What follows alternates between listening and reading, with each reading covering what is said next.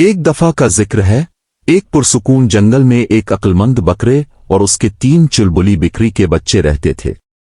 وہ دن بھر ہری بھری گھاس چرنے اور درختوں کے نیچے کھیلنے میں مصروف رہتے۔ ان کے گھر سے زیادہ دور نہیں ایک مکار لومڑی بھی رہتی تھی جو ہمیشہ دوسرے جانوروں کو دھوکہ دے کر کھانے کی تلاش میں رہتی۔ ایک دن دوپہر کو جب بوڑھا بکرا ندی کے قریب آرام کر رہا تھا، بکری کے 3 بچے کھیلتے کھیلتے کچھ زیادہ ہی دور نکل گئے۔ وہ چھپنے چھپانے کا کھیل کھیل رہے تھے کہ لومڑی نے انہیں دور سے دیکھ لیا اور موقع پاتے ہی اپنا منصوبہ بنانے لگی۔ لومڑی نے قریب جا کر بڑی مہربانی سے کہا، ارے پیارے چھوٹے بکری کے بچوں، لگتا ہے تم راستہ بھول گئے ہو، میں تمہیں تمہارے والد کے پاس واپس لے جا سکتی ہوں۔ سب سے چھوٹے بچے نے، جو ذرا معصوم تھا، فوراً لومڑی کے ساتھ جانے کا ارادہ کر لیا، مگر بڑے بچے نے اسے روکا اور کہا، ہمارے والد نے ہمیں اجنبیوں سے بچ کر رہنے کی نصیحت کی ہے، خاص کر لومڑیوں سے۔ ہمیں اب گھر جانا چاہیے۔ لومڑی، جو ابھی بھی اپنی چال میں لگی ہوئی تھی، مسکرائی اور بولی، میں تو صرف تمہاری مدد کرنا چاہتی ہوں۔ اگر تم میرے ساتھ چلو گے تو میں تمہیں ایک ایسے میدان میں لے جاؤں گی جہاں گھاس زیادہ میٹھی اور بیر پکے ہوئے ہیں۔ درمیانے بچے کو اپنے والد کی ایک بات یاد آ گئی۔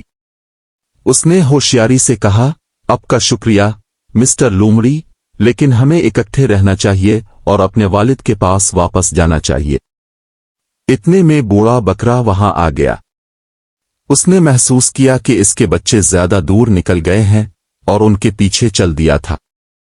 جیسے ہی اس نے لومڑی کو دیکھا، وہ اپنے سینگ نیچے کر کے اپنے بچوں کے سامنے محافظ کی طرح کھڑا ہو گیا۔ لومڑی، میرے بچوں کے ساتھ تمہارا کیا کام ہے؟ اس نے سختی سے کہا۔ لومڑی یہ سمجھ گئی کہ اس کی چال ناکام ہو گئی ہے، پیچھے ہٹ گئی اور کانپتی آواز میں بولی، کچھ بھی نہیں، میں تو بس مدد کرنے کی کوشش کر رہی تھی، اور پھر وہ تیزی سے جھاڑیوں میں چھپ کر بھاگ گئی۔ بوڑھے بکرے نے اپنے بچوں کو پیار سے دیکھا اور کہا، دیکھو بچوں، ہمیشہ ایک ساتھ رہنا اور اپنے دل کی بات سننا۔ جنگل میں بہت سے دوست ہیں، لیکن کچھ ایسے بھی ہیں جو تمہیں دھوکہ دینے کی کوشش کریں گے۔ اس دن کے بعد بکری کے 3 بچے ہمیشہ اپنے والد کے قریب رہے اور اس کی عقلمند باتوں پر عمل کیا۔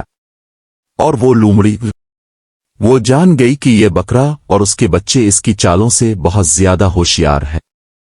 یوں وہ خوشی خوشی اپنے والد کی حفاظت میں کھیلتے اور بڑے ہوتے رہے۔